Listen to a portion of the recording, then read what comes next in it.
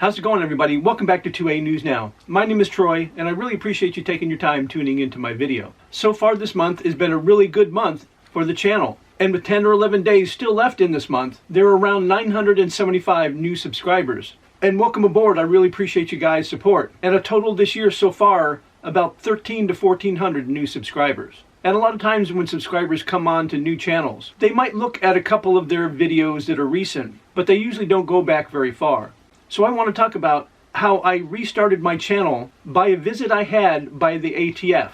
I want to try to keep it as short as possible, but it will go longer than my normal videos because I want to give as much information to you guys as much as I can. So let's go all the way back to late 2019, somewhere around September or October of that year. And also I forgot to mention at the starting that I am a firearm collector. I collect a lot of firearms, to very cheap firearms and guns that are worth thousands of dollars. So in late 2019, I purchased a firearm on Gunbroker. It was a Beretta PX4 Storm in .40 caliber. It was a used firearm. All the pictures showed it was in really good shape, and I heard very good things about them. So I purchased a firearm. It was sent to my local FFL. Of course, I passed the background check and took it home. And like I said, it was in great shape when I finally got it home. And cleaned it up a little bit. And for the next couple of months, shot it quite a bit. And it shot very good, but to me it just didn't feel right in my hand. It just didn't fit the way I would like it, no matter how much I gave it a try. So I decided about 5 months later to take it to a gun show in Florida to see what I could get in trade for it at the show there, to get something else. Not to take it and sell it and get any money back on it or make a profit, because you're not going to make a profit on something like that. And I took it to the gun show. Took it to quite a few tables there, and this is just before the vid hit. And of course they're lowballing me on the price. And I wasn't expecting to get what I paid for it, but they weren't even close to what I was wanting. And I was in the gun show for an hour and a half going to the different tables. So I decided to get a drink, go outside and sit on the bench and sit down for a while. And of course with a lot of gun shows that are allowed to do this, there were a lot of individual people trying to sell firearms inside and outside the gun show. And that's perfectly legal in Florida. You can do a face-to-face transfer with anybody in Florida just as long as you meet a certain criteria. And it doesn't have to be at a gun show. It could be at your house. It could be at a gas station. It could be anywhere. But like I said, my plan was to try to trade it in and buy something else at the gun show. While I was sitting outside, I had a couple of different people come up to me offering to purchase the firearm after they took a look at it. The first guy liked it. We agreed on a price. And I asked him for his driver's license, and he gave me an out-of-state driver's license. And the criteria to sell the firearm to somebody in a face-to-face transfer is the person has to have a Florida driver's license, because we were in Florida. You have to make sure that the person is 21 years or older, and you have to ask them if they're a felon. And the other criteria is that if you feel like there's any bad vibes coming from this person, that you think they might be lying and they are a felon, it is your responsibility not to sell that to the person. And I didn't get any of those bad vibes from this guy. But since he had an out-of-state driver's license, I couldn't sell it to him. And not too soon after that, another guy came up to me. He wanted to take a look at it, and he liked it. We agreed on a price, and I asked to see his Florida ID, and he tells me he doesn't have one. So of course I'm not going to sell the firearm to a guy that has no ID. And in hindsight, now that I think of it, and people mentioned it in the original video I made about this after this happened, a lot of people think that one or both of those guys were undercover ATF agents. And just as I was getting ready to go back into the show and try one more time to trade it in, another guy comes up to me. And so he takes a look at it. He liked it. We agreed on a price. And I asked to see his license. And he had a valid Florida ID. He was over 21. He was like 23, 24, 25. I can't remember. But he was of age. I asked him if he was a felon, and he said no. He didn't give off any bad vibes whatsoever. He gave me the cash, and the firearm was his. And whether you like it or not, that's legal in Florida. Now, of course, if I would ever do that again, I would definitely at least write the person's information down, because of what I'm going to say happened to me in a little while. And some people even suggest going even farther, of asking the person to go inside the show and go to one of the FFLs and have them run a background check and then have it transferred to that person. Because that's going to cover your ass, because let me tell you, what happened to me, if I would have did that, this wouldn't have gone as far as it did. Now I also have to mention that the years leading up to this, I was the lone caregiver for my mother, who was in her late 80s, who was very sick And so I could very rarely get out of the house. I left the house maybe once a week to the grocery store, and over the years her health got worse and worse. She had dementia, so her mind was going. And in mid-August, she got really bad, and she ended up in hospice for 2 weeks, and I visited her every single day till she passed away. And I was just devastated. It just felt like somebody kicked me in the stomach. So now we're going to fast forward to October of 2020, which is 2 months after my mom passed away. And I come home on a Friday evening around 5 or 6 o'clock after being out running errands and going to the grocery store. And when I got to the front door, this card was on the front door. And it's from the ATF, a lady ATF agent from the Tampa area. And on the back it says, "Troy, please call me." And so after bringing in all the groceries and bringing the card, I looked at him going, what is going on? Why do they want to talk to me?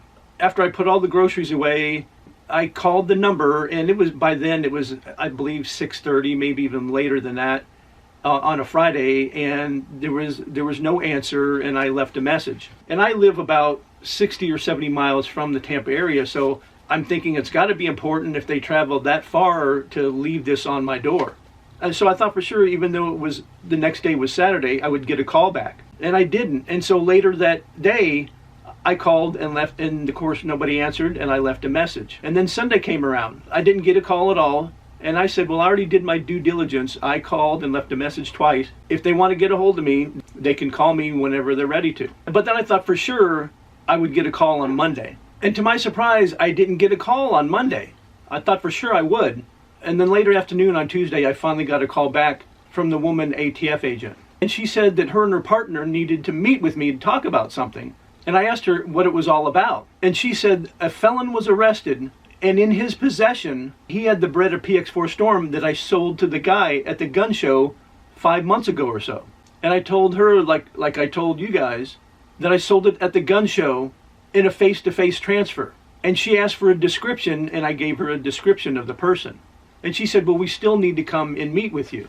Now just remember, I just lost my mom 2 months before this, and like I said, my mind was like mashed potatoes. It was mush. I was not thinking right at all. And of course, I should have never met with them, especially since they didn't have a warrant and I didn't have a lawyer. And I said stupidly they could come back to my house. So she said 4 o'clock on Wednesday, which would be the next day, be fine. And I said yes. 2 vehicles arrived at the house, one with the woman and one with a male ATF agent. They came to the front door, they showed me their badges and their credentials.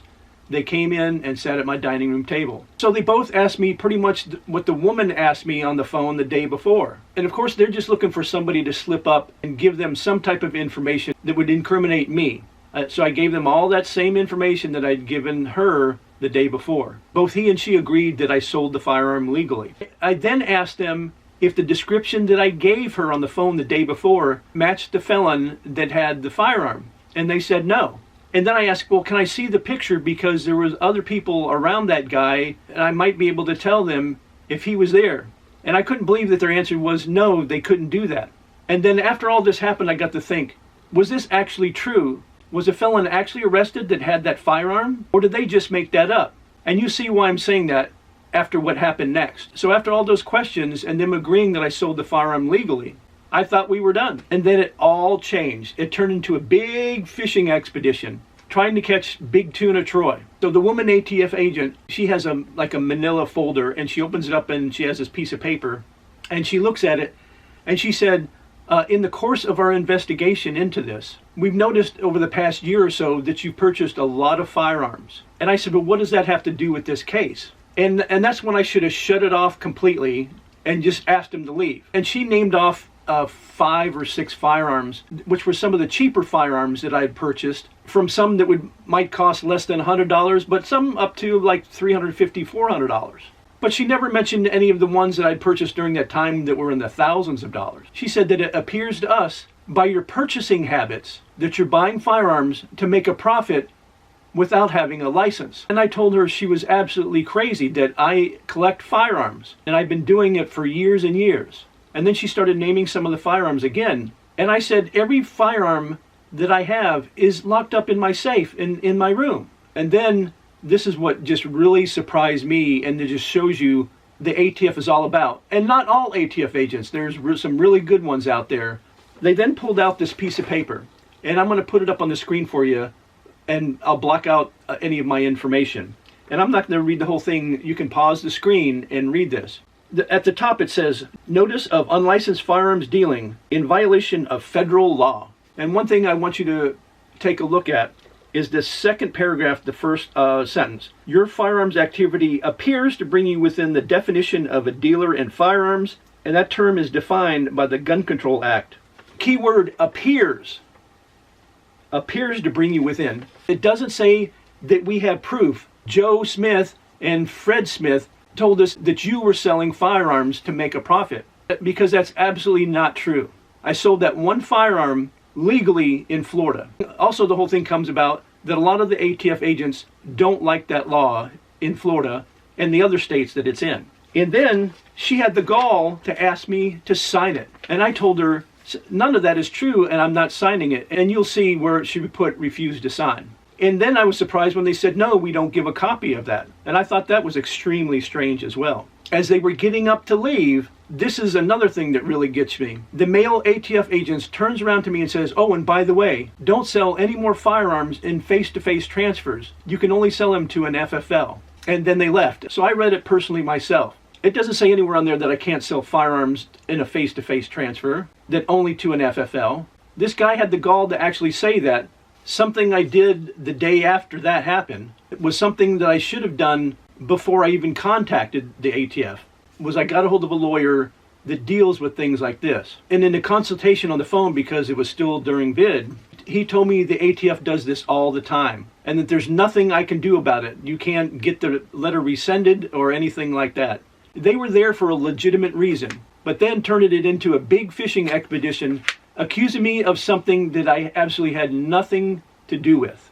This is proof that the ATF a lot of times go after law-abiding citizens instead of these violent criminals. They need to concentrate on putting the criminals behind bars, not law-abiding citizens. And that's why most people don't trust them anymore. So that's it. That's what happened. And that's what makes me now do what I do here on YouTube, which is talking about Second Amendment news as much as I can to get the information out to everybody, what's going on in our country and in our states, the good news and the bad news. Because a lot of people are working a lot of hours, they have families, and they don't have time to search this information out. So you can come to my channel and the others who do this as well to get that information, to keep you up to date on Second Amendment news. And like I say in all of my videos, I appreciate everybody's support and I appreciate all the new subscribers. And I will continue to put out as much content as I can. And in favor, I just ask a few things. And that's for you guys to continue what you've been doing. And that's liking the videos, sharing the videos, subscribing, and hitting those post notifications. And as always, I invite all of you back to watch my next video.